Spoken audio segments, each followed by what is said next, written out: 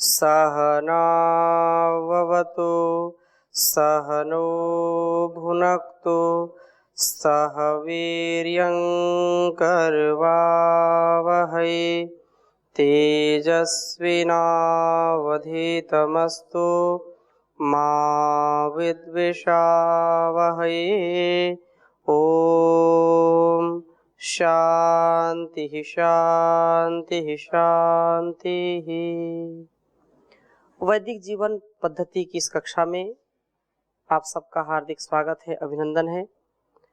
स्वाध्याय कितना महत्वपूर्ण है हमारे लिए, इसकी चर्चा चल रही है और निसंदेह हमारे जीवन का जो उत्थान है, हमारे जीवन में जो पूर्णता है, उन सभी पूर्णताओं के लिए, दिव्य जीवन की प्राप्ति के लिए स्वाध्याय से हमको अपने आप को जोड़ना चाहिए।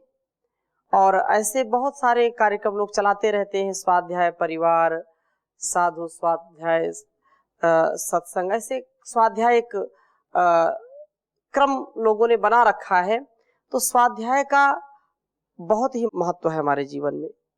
स्वाध्याय से हमको हर प्रकार से अपने को ऊपर उठाने का सामर्थ्य हमको प्राप्त होता है और जीवन की जो सद्गति है, जो सद्व्यवहार है, जो सदाचार है, वो स्वाध्याय में सन्निहित है। जितना जितना हम स्वाध्याय करेंगे उतना उतना ही हमारे जीवन में उन्नति, उतना उतना ही उत्कर्ष हमारे जीवन में आता रहेगा। तो चर्चा हम कर रहे थे कि मन और वाणी स्वाध्याय से ही हमारी अच्छी होती है। और अनुद्वेग कर्म वाक्यम, यह श्लोक हमने पढ़ा था कि स्वाध्याय से क्या होता है कि स्वाध्याय से हमको इस बात का जो है ज्ञान हो जाता है कि हमारी वाणी कैसी होनी चाहिए। अनेक घर टूट गए, अनेक घरों में तोड़फोड़ हो गई, अनेक लोगों के रिश्तों में दरार आ गई, अनेक लोगों के घर उजड़ गए। क्यों? क्योंकि वाणी ठीक नहीं थी, व्यवहार ठीक नहीं था।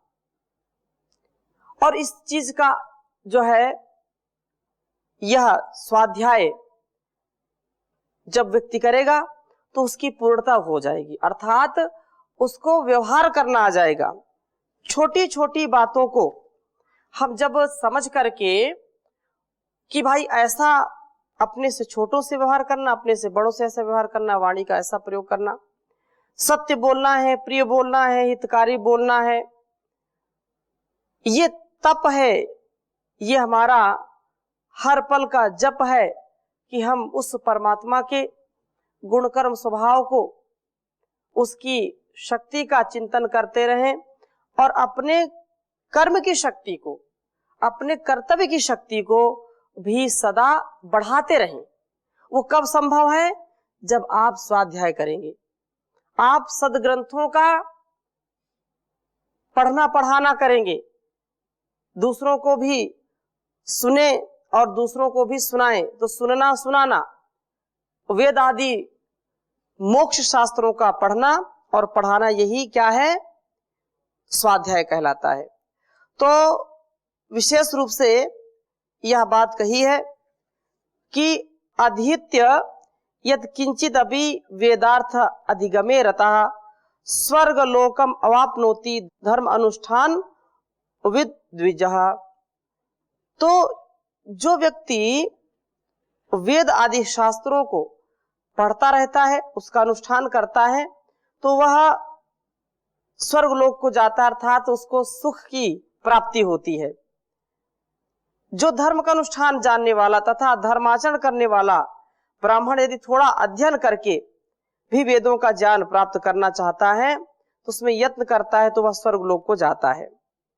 थोड़ा सा भी यदि वह स्वाध्याय करे, थोड़ा सा भी चिंतन करे, तो ये उसके लिए बड़े कल्याण की बात है।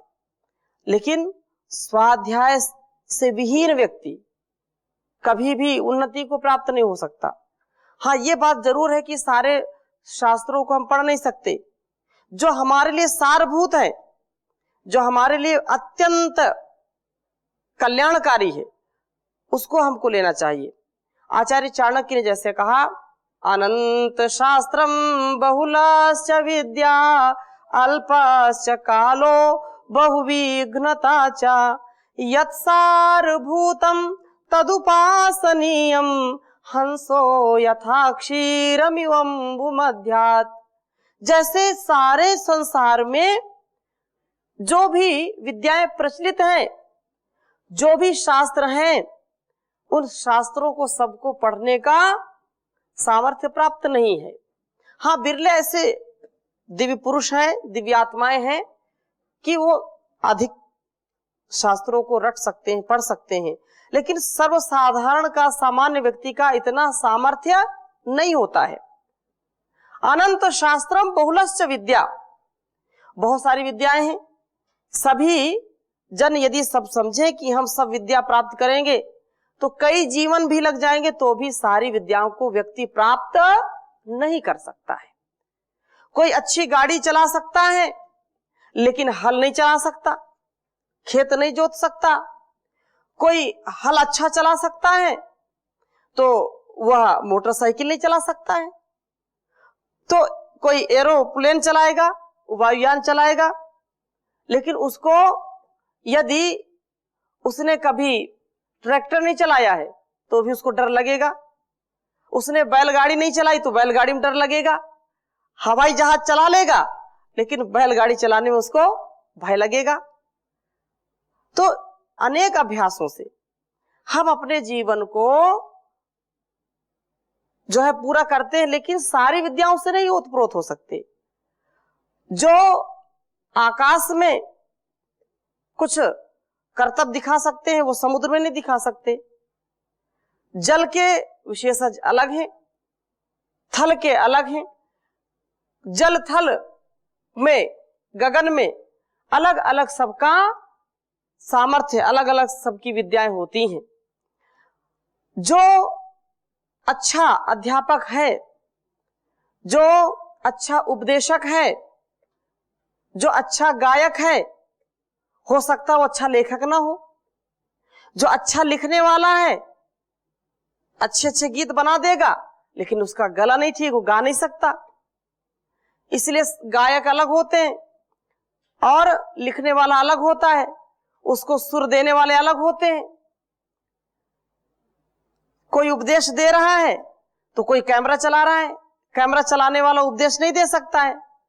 हाँ, बिरले हो सकते हैं ऐसे। तो ऐसे जीवन को हम ये समझे कि हम सारी विद्याओं को इस जीवन में अर्जित नहीं कर सकते हैं। कोई अच्छा बोल सकता है लेकिन अच्छा लिख नहीं सकता। जैसे उदाहरण दिया, माताओं को विशेष हुनर ये मिला हुआ है, ईश्वर की विशेष कृपा है कि उनके अंदर अनेक स्किल, अनेक प्रकार की विद्याएं विकसित रहती हैं, लेकिन वो भी पूरी विद्याओं को हस्तगत नहीं कर सकती हैं। इसलिए कहा कि अनंत शास्त्रम बहुलश्च विद्या अल्पश्च कालो बहुविघ्नता च। अल्प काल है, समय बहुत कम है और उस पर चंचलता भी है। बहुत काम पर जीवन थोड़ा, उस पर मन का चंचल घोड़ा। इस चंचलता को भी हमको दूर करना है, इसको भी नियंत्रित करना है, और इसके नियंत्रण के लिए स्वाध्याय परम आवश्यक है। बिना स्वाध्याय के हम जो है सिद्धि को प्राप्त नहीं हो सकते हैं। इसीलिए क्रिया योग में भी कहा, तप स्वाध्याय ईश्वर परिधान क्रिया योग। तो ये जो है स्वाध्याय बहुत आवश्यक है। स्वाध्याय से ही हमारे जीवन की उन्नति होगी। यत् सारभूतम तदुपासनीयम। अब स्वाध्याय करो तो इसका तात्पर्य, अगर इसमें पूरा जीवन आप लगा रहे हैं तो जरूर पढ़ना है, लेकिन स्वाध्याय की दृष्टि से हम उन कुछ ग्रंथों को जरूर रखें अपने पास जिनको हम एक एक पेज दो दो तीन तीन पेज रोज पढ़ सकें। जो सार है, सार को गए थोथा दे उड़ाए। जैसे सूप को चलाते हैं, सूर्प समझते हैं ना, सूर्प को चलाएंगे तो उससे जो थोथा थोथा उड़ जाता है, ये भी एक विज्ञान है। जो चीज नहीं चाहिए उड़ जाएगी और जो सार सार वो रह जाएगा। ऐसे हमारे अंदर विद्या विकसित हो, इसके लिए स्वाध्याय परम आवश्यक है। जैसे हंस को विशेष जो है योग्यता प्राप्त है कि वह दूध और पानी यदि साथ साथ मिला हुआ है तो दूध को उसमें जो है चोंच डाल करके उसको पी जाता है और पानी पानी छोड़ देता है। अब ये क्या उसमें खासियत है, क्या उसमें विज्ञान है, हमने देखा तो नहीं। तो उसमें ये केमिकल से तात्पर्य कि उसकी चोंच में, उसके मुंह में कुछ ऐसा पदार्थ होता होगा कि उसको डालते ही वो दूध अलग हो जाता होगा, फट जाता होगा। तो ये तो नीर क्षीर विवेकी ऐसा बोलते हैं, नीर क्षीर विवेकी। तो नीर क्षीर विवेक कब आएगा भाई? दूध का दूध, पानी का पानी, ऐसा बोलते हैं ना। मैं दूध का दूध करूंगा, पानी का पानी करूंगा। अब दूध का दूध, पानी का पानी करने का मतलब क्या है? नीर क्षीर विवेकी। क्या सार है, क्या आसार है, किससे हमारे जीवन का बेड़ा पार है, उस चीज को ग्रहण करना, ये स्वाध्याय से ही हमको प्राप्त होता है। और विशेष बात यहां पर कही, उच्चारण करेंगे, यह स्वाध्यायम अधीतेऽब्दम् विधिना नियतः शुचिः तस्य नित्यं क्षरत्येव पयोदधिघृतं मधु। यह स्वाध्यायम अधीतेऽब्दम् विधिना नियतः शुचिः तस्य नित्यं क्षरत्येव पयोदधिघृतं मधु। तो विशेष बात ये कही, यह स्वाध्यायम अधीतेऽब्दम्, जो स्वाध्याय करता है, स्वाध्याय करने का इतना फल बताया कि जो नित्य ही स्वाध्याय करता है, यह जो स्वाध्यायम अधीतेऽब्दम्, अर्थात जो स्वाध्याय विधि पूर्वक पवित्र हो करके, विधिना विधि पूर्वक जो है करता है, नियतः शुचि अब्दम, अर्थात 1 वर्ष तक शुद्धता से, शुचिता से, एकाग्रता से, पवित्रता से युक्त हो करके 1 वर्ष तक स्वाध्याय करता है, तो तस्य नित्यम क्षरत्येव, तस्य उसका अथवा उसके लिए क्या है, उसे नित्य प्रति क्षरत्येव पयोदधिघृतं मधु, उसको जो है दूध, दही, घी, शहद मिलता है, उसको इनका अभाव नहीं होता है। अर्थात कहने का तात्पर्य यह है कि जो व्यक्ति स्वाध्याय करेगा, शुचिता में रहेगा, पवित्रता में रहेगा, सात्विकता में रहेगा, तो इन चीजों का उसको कभी अभाव नहीं होगा। क्योंकि ये जो दूध, दधी, घृतम, मधु, ये बहुत ही पुष्टिकारक हैं, जीवन को आरोग्यता दिलाने वाले हैं, 100 वर्ष तक जीने की सामर्थ्य देने वाले हैं। बिना दूध दही के भोजन तो क्या भोजन है। तो जो व्यक्ति स्वाध्यायशील रहता है, ये सामर्थ्य उसके अंदर आ जाता है। अब ये तो करने की बात है कि ये कैसे होता है, इसके लिए आप स्वयं विचार करिए कि देखो, ये ब्राह्मण का, आपका, एक विद्वान का, धीर गंभीर महापुरुष का ये नित्य का कर्तव्य होना चाहिए, और ये उसका कर्तव्य है। उसको जब वो स्वाध्यायशील रहेगा, उसको ज्ञान रहेगा, और जो ज्ञानी व्यक्ति होता है उसको खाने पीने की कोई कभी कमी होती नहीं है। जहां जाएगा उसको दूध, दही, छाछ मिलेगी, अच्छे से अच्छा उसको भोजन मिलेगा, स्वागत सत्कार होगा, तो उसको इस चीज का अभाव नहीं होता है। और आज तो लोगों ने जब स्वाध्याय करना छोड़ दिया है तो पिज्जा, बर्गर, ऐसे नाम सुन करके ही बड़ा जो है मन खट्टा हो जाता है। ये क्या है, पिज्जा, बर्गर, चाउमीन है, ये कोई भोजन है या कोई ये खाने की चीज है?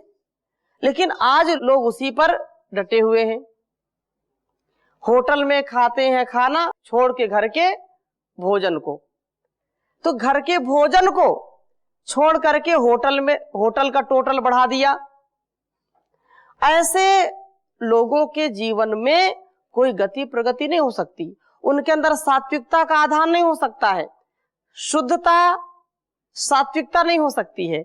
इसलिए कहा कि यह जो स्वाध्याय करता है 1 वर्ष तक कम से कम, उसको वो शास्त्र प्रतिष्ठित हो जाता है उसके अंदर, वैसा वो अनुकूल आचरण करने लगता है। भाई आप रोज स्वाध्याय करो, रोज उसको पढ़ो और वैसा आचरण करो तो आपके अंदर दिव्यता आ जाएगी, और दिव्यता आएगी तो लोग आपका सम्मान करेंगे, आपका मान करेंगे।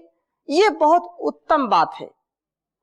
इसलिए जो हमारी परंपरा है, ऋषियों की परंपरा है, उसको ऐसा जीवन जीना चाहिए। पहले लोग भोजन घर में करते थे और पकाने के लिए बाहर जाते थे।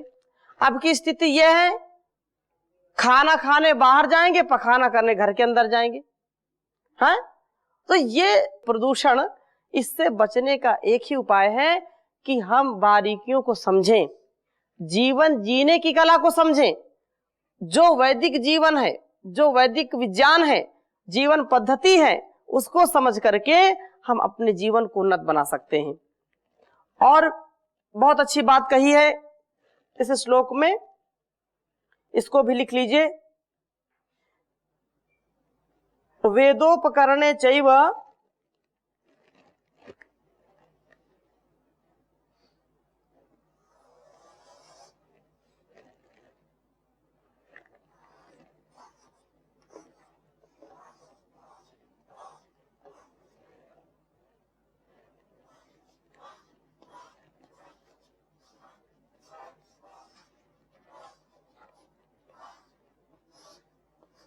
वेदोपकरणे चैव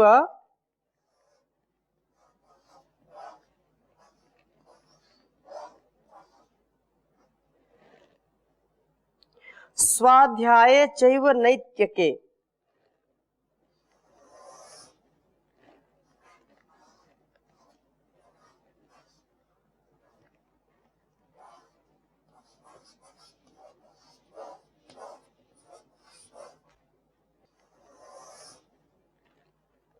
स्वाध्याये चैव नैत्यके।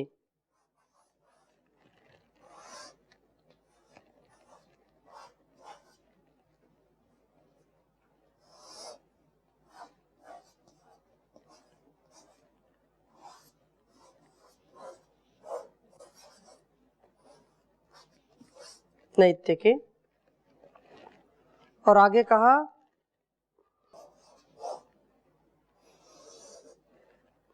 नानुरोधस्त्य अध्ययनाध्याय।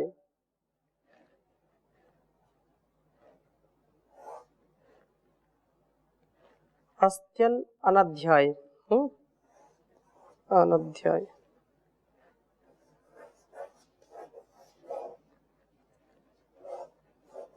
अनध्याय।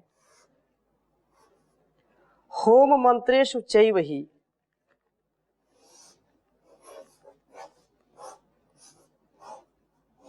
होम मंत्रेषु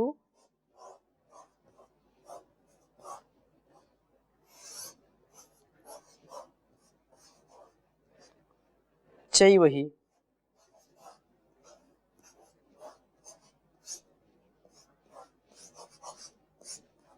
चैव हि।